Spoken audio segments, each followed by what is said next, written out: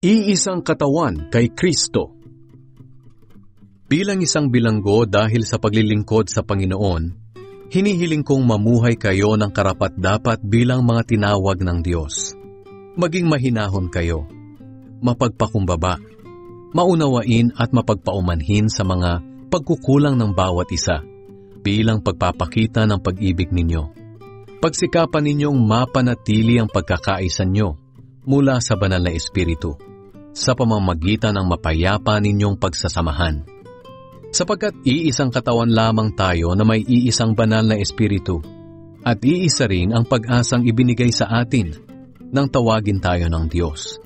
Iisa ang Panginoon natin, iisang pananampalataya at iisang bautismo. Iisa ang Diyos natin at Siya ang Ama nating lahat. Naghahari Siya, kumikilos at nananahan sa ating lahat. Ngunit kahit na bahagi tayo ng iisang katawan, binigyan ng bawat isa sa atin ng kaloob ayon sa naisibigay ni Kristo.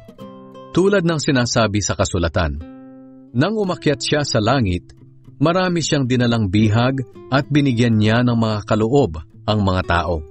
Ngayon, ano ang kahulugan ng umakyat Siya sa langit? Ang ibig sabihin nito ay bumaba muna Siya rito sa lupa. At Siya na bumaba rito sa lupa, ang Siya ring umakyat sa kataas-taasang langit para maging lubos ang kapangyarihan Niya sa lahat ng bagay. Ang iba'y ginawa Niyang apostol, ang iba'y propeta, ang iba'y mangangaral ng magandang balita, at ang iba naman ay pastor at guro. Ginawa Niya ito para ihanda sa paglilingkod ang mga pinabanal at para lumago at maging matatag sila bilang katawan ni Kristo. Sa ganitong paraan, maaabot nating lahat ang pagkakaisa sa pananampalataya at pagkakilala sa anak ng Diyos at ganap na lalago sa espiritual nating pamumuhay hanggang maging katulad tayo ni Kristo. At kapag naabot na natin ito, hindi na tayo tulad ng mga bata na pabago-bago ng isip at nadadala ng iba't ibang aral ng mga taong nanlilinlang na ang hangad ay dalhin ng mga tao sa kamalian.